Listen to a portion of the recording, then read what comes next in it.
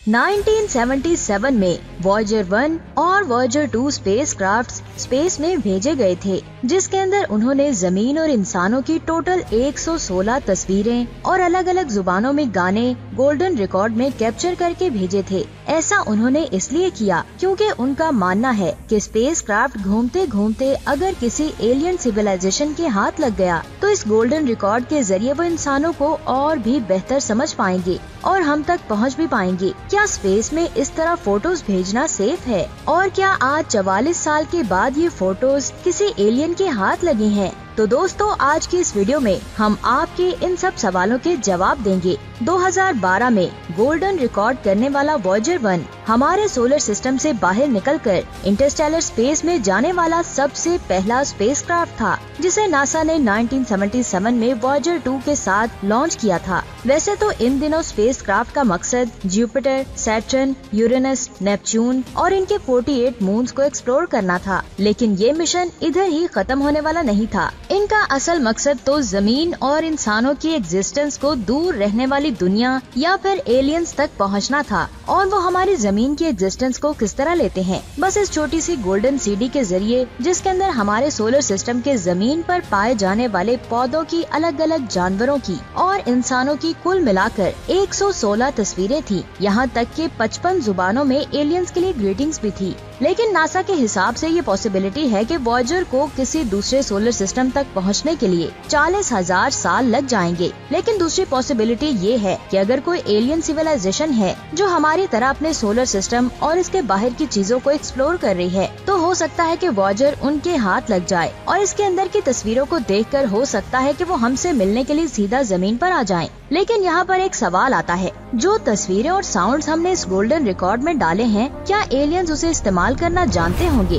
और अगर वो नहीं जानते होंगे तो वो इन तस्वीरों को देखेंगे कैसे, और इसका हमें क्या फायदा होगा? अब आप सब यही सोच रहे हो ना, तो मैं आपको बता दूं, नासा के साइंटिस्ट ने इस गोल्डन डिस्क के कवर पर इंस्ट्रक्शंस दी हैं, इंसानी जुबान में नहीं बल्कि एक ऐसी जुबान में लिखा है जिसे यूनिवर्स में रहने वाला कोई भी इंसान पढ़ सकता है, और ये लैंग्वेज है फिजिक्स और मैथमेटिक्स। क्योंकि साइंटिस्ट के मुताबिक पूरी यूनिवर्स में फिजिक्स के लॉ सेम ही होंगे। अगर वो स्पीशीज हमारी तरह इंटेलिजेंट हुई तो वो समझ जाएंगे कि असल में हम कहना क्या चाह रहे हैं, जिसकी वजह से हमारे साइंटिस्ट ने सैंपल्स गोल्डन रिकॉर्ड पर बना दिए हैं, जिसे देखकर कोई भी एलियन सिविलाइजेशन समझ पाएगी। ये सारे सैंपल्स यही शो करते हैं कि ये सीडी यूनिवर्स में कहां से आई है। उनको सबसे पहले हमारे सोलर मैप की तस्वीरें नजर आएंगी, इसके साथ ही हमारे सोलर सिस्टम के पैरामीटर्स और यूनिट डेफिनेशंस, ताकि ये सारी फोटोज देखने के बाद वो खुद ही कैलकुलेट कर सके कि हम कायनात में कहाँ एग्जिस्ट करते हैं और वो हम तक कैसे आ सकते हैं। जैसे कि आपको पता है कि किसी भी प्लेनेट पर लाइफ एग्जिस्ट करने के लिए उस प्लेनेट का सोलर सिस्टम में रहना जरूरी है,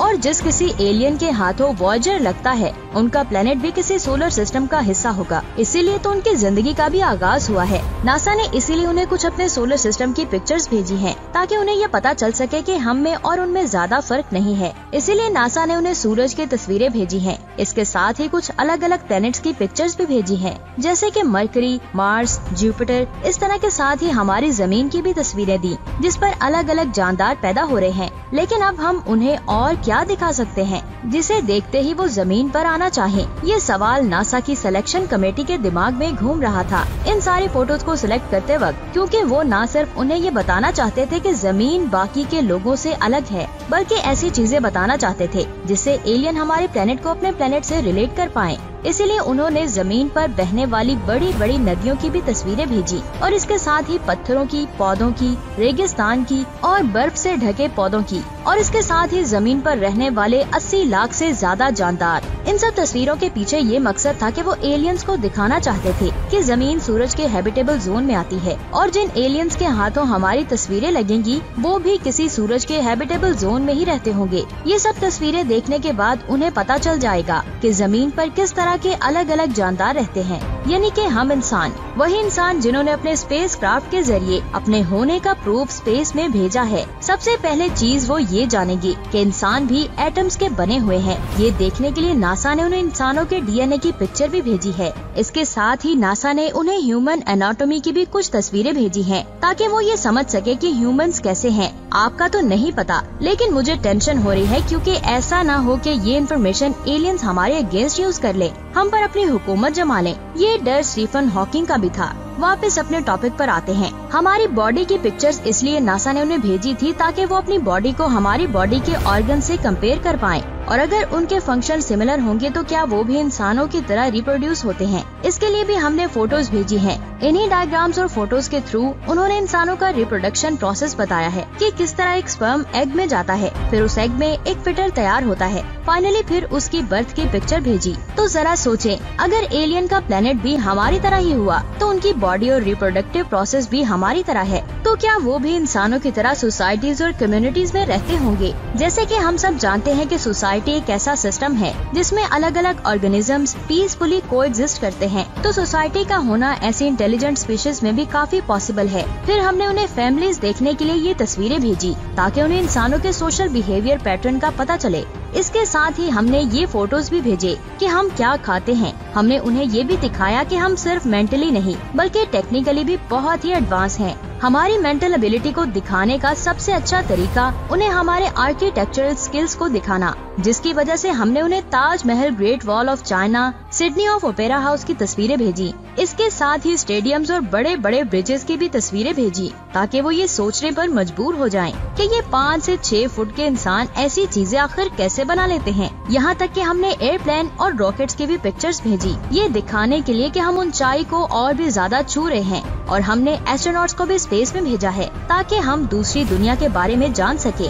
यहाँ मैं आपको बता दूं, जमीन पर सिर्फ नेचर में ही नहीं बल्कि लोगों में भी काफी डाइवर्सिटी है, जहाँ अलग अलग रंगों और अलग अलग जुबानें बोलने वाले लोग एक साथ रहते हैं। नासा ने यही देखने के लिए अलग अलग कल्चर्स के बच्चों की तस्वीरें भेजी। इसके साथ ही ओलंपिक्स की भी तस्वीरें भेजी, सिर्फ ये दिखाने के लिए कि हम किस तरह एक चीज को एंटरटेनमेंट और कंपटीशन बना लेते हैं। इसके साथ ही उन्हें कुछ ऐसी तस्वीरें भी भेजी जिससे वो ये देख सके कि हम एंटरटेनमेंट के लिए क्या क्या करते हैं, जैसे कि डांस, पत्थरों से चीजें बनाना, म्यूजिक बनाना, जिसका पूरा एल्बम हमने भेज दिया है। यहाँ तक कि गोल्डन रिकॉर्ड के आखिर में 1977 के प्रेसिडेंट जिमी कार्टर का एक मैसेज भी था जिसमें वो एलियंस के लिए ये लिखते हैं, ये दूर दुनिया के लोगों की तरफ से आपके लिए एक छोटा सा गिफ्ट है जिसमें आपको म्यूजिक, साइंस, हमारी तस्वीरें, कल्चर, फीलिंग्स सब कुछ मिलेगा। और हमारी ये कोशिश लगातार जारी है कि जब तक आपको ये मैसेज मिले उस वक्त तक इंसान सरवाइव कर पाए, लेकिन अगर ये किसी को उससे पहले मिल जाए तो जमीन और इंसानों की तलाश करते हुए जरूर आना। तो दोस्तों, ये थी 116 तस्वीरें जो नासा चाहता था कि एलियंस देखें, लेकिन इनमें बहुत सारी ऐसी चीजें थी जो नासा किसी भी हाल में नहीं चाहता था कि एलियंस इसको देखें, जिसकी वजह से उन्होंने अपनी फोटो सिलेक्शन कमेटी को ये सीक्रेटली ऑर्डर्स दिए कि वो जंग, क्राइम के रिलेटेड फोटो सिलेक्ट ना करें।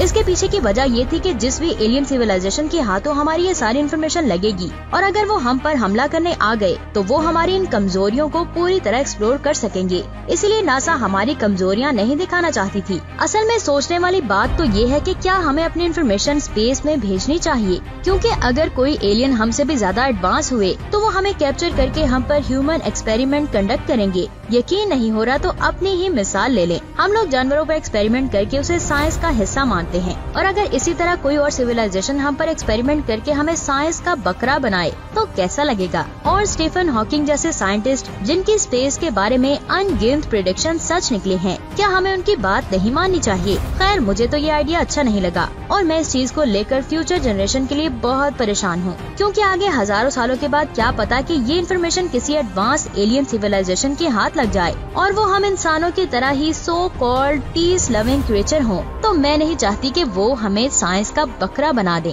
आपके इस बारे में क्या राय है, हमें कमेंट सेक्शन में जरूर बताएं और चैनल को लाइक, सब्सक्राइब और शेयर करें। अपना बहुत सारा ख्याल रखें। खुदा हाफिज।